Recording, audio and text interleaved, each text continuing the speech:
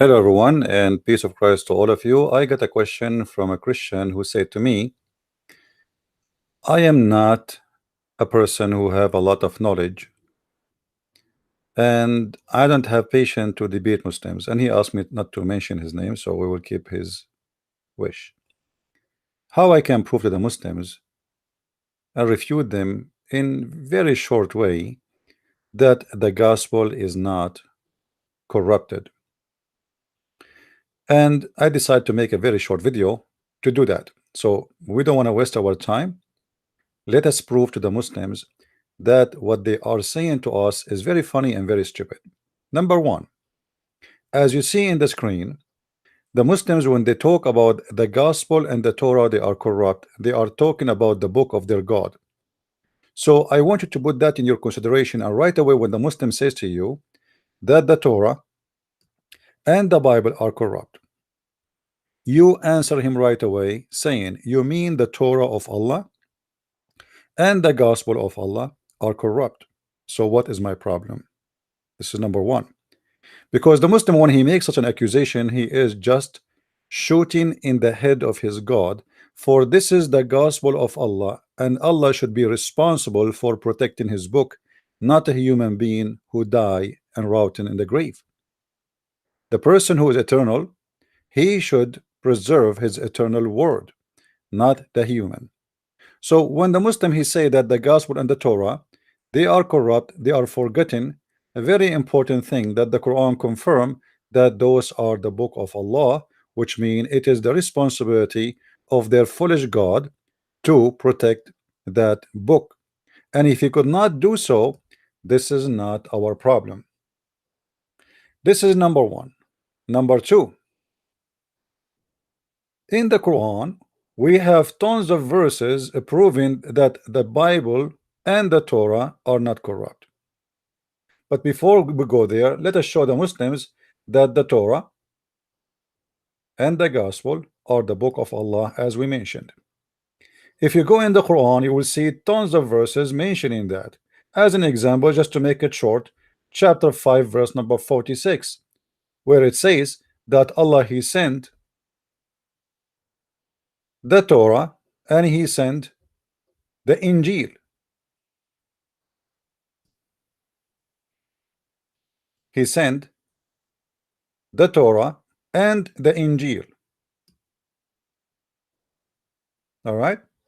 So the Quran confirmed that this is the book which is sent by Allah, and this is a book which is the book of Allah. And the Muslims, he worked hard to prove to me that his God simply cannot protect his book. So what is my problem? Obviously this God, he is a fake God, because he should be the one who care for his book, not a human being. A human being already is known to be corrupt and to be a sinner. A human being needs salvation. This is why a human need to pray to God, and need to worship God, and need to appeal to God to forgive him. So how you give the human being a book and you don't want to protect the book, when you know that the human being is a sinner and he is not trustworthy, starting from Adam, ending with every one of us? So it's a very stupid argument. Muslims, they cannot get away with it if you ask them that question. Same time, if you go in the Quran, you will find that the Quran always speak about something very very weird, and kind of very let us say sometimes beyond imagination.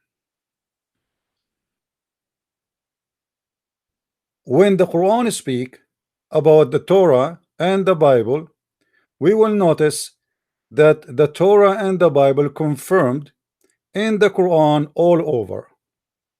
وَأَنزَلْنَا إِلَيْكَ الْكِتَابَ بِالْحَقِّ مُصَدِّقًا لِمَا بَيْنَ يَدَيْهِ.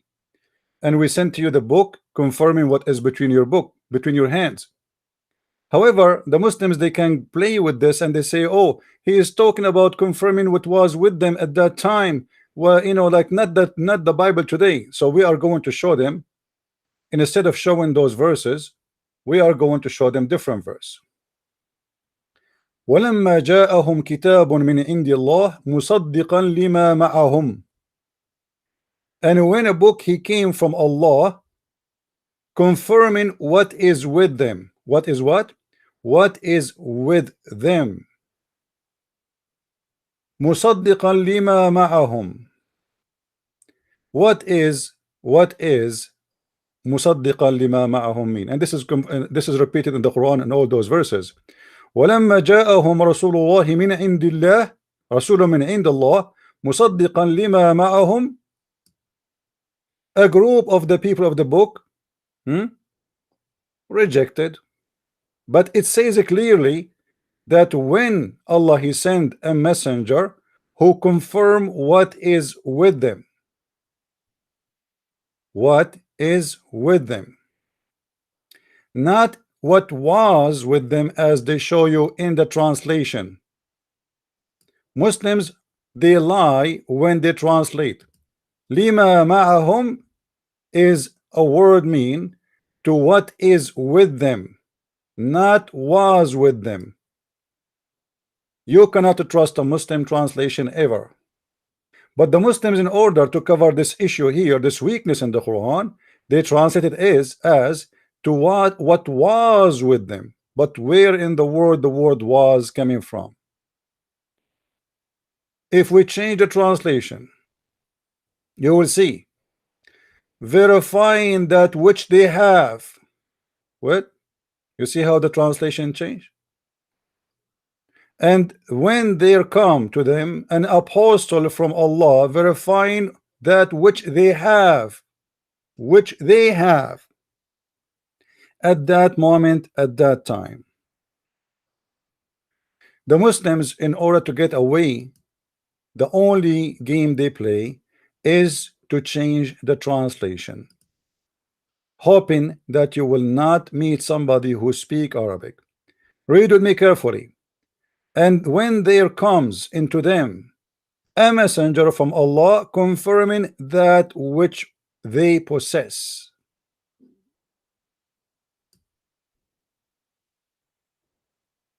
They possess. It's confirming what they possess. I mean, how clear we can make it more than this? The debate is over. Same time, we can go and we can check the interpretation for the Muslims to see what the interpretation will say, and the Muslims right away they will try. You see, I put a timer. Sorry for that. I put a timer for 5 minutes and look like my 5 minutes is over. The 5 minutes is over very fast. Let me show you something else as long the 5 minutes is over, because I'm trying to keep it in the 5 minutes.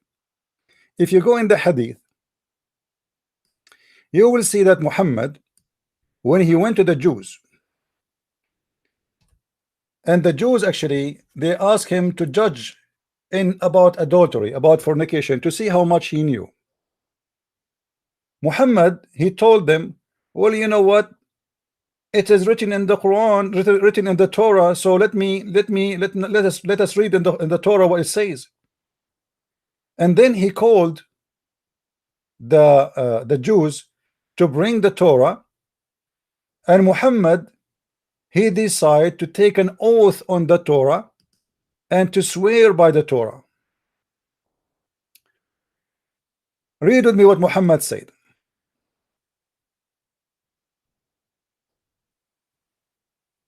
Muhammad, he said, bring me the Torah. Read carefully. A group of the Jews come to him and invited the messenger of Allah to a place so he can be a judge between them. It's about a woman committed fornication, a man and a woman committed fornication. So they pronounce judgment upon them. They place a cushion for the messenger of Allah, who sat on it and said, and he said, bring the Torah. It was then brought.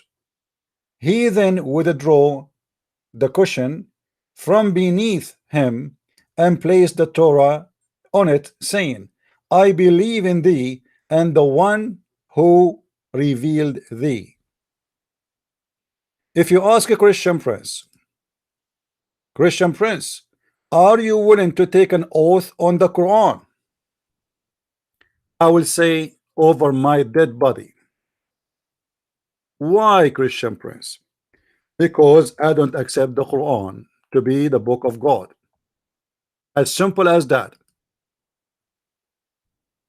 Additional to that, I'm as a Christian, I should not take an oath.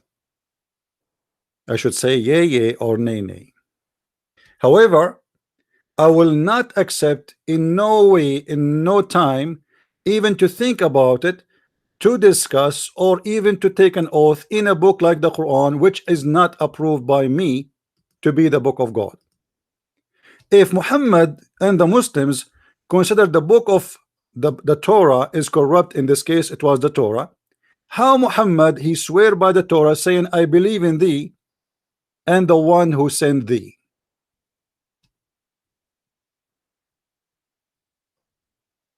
Unless he is a corrupt man. The man who believe and swear by a book which is corrupt, he must be corrupt too. So here in front of you we can find very simple solution how to refute a Muslim that the Bible is not corrupt. First, number one, you say to the Muslim that the Quran confirm that this is the book of Allah sent by Allah, and we mention to you verses. Then you mention for them chapter 2 verse number 101, which it says that it's confirm what they have with them, what they possess, not what they used to have, as you see, confirming that which they possess. And if you go to the interpretation, you will see right away that is speaking about Muhammad, and then the debate is over. This is how you can beat them easy, and you can find how you can show them that what they say is stupid. And just to show you we are not making things up, if we go to the interpretation for the Quran, chapter 2 verse 101 by Ibn Abbas, which is the cousin of Muhammad, it says, when there comes into them a messenger from Allah confirming that which they possess of the book. Do you see it? How you can confirm what they possess if it is corrupt? And this is during the lifetime of Muhammad. I hope I gave you the answer. If you like to learn more about Islam, please feel free, go to Amazon.com and type my name, and you will see the list of my books there. If you like to have handy reference, so you can expose this cult easy and fast, and you know there's no Muslim can really debate you if you learn those books. Feel free to download my video and share it with all your friends, and this is how easy it is to defeat the cult of Islam. Thank you very much for watching. May the Lord bless you all, and remember always, Christ, his name is glorious. Even in Islam, there is nobody there to call himself Christ, but everybody can call himself Muhammad.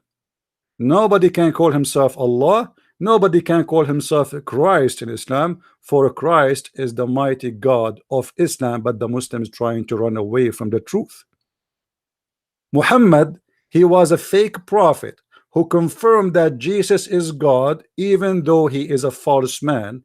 But because he is a false man, he had no choice but to use the truth so he can deceive you. So he used the name, the glorious name of Jesus, to deceive you. He used the glorious name of the Bible to deceive you. He used the great names like Moses, Abraham, Isaac to deceive you. People who want to put poison in your dish, they put it in the favorite dish you eat, not in the one you hate. And this is what Islam is about. It's a poison, but we know how to fight such a snake. Thank you, and may the Lord bless you all. Take care.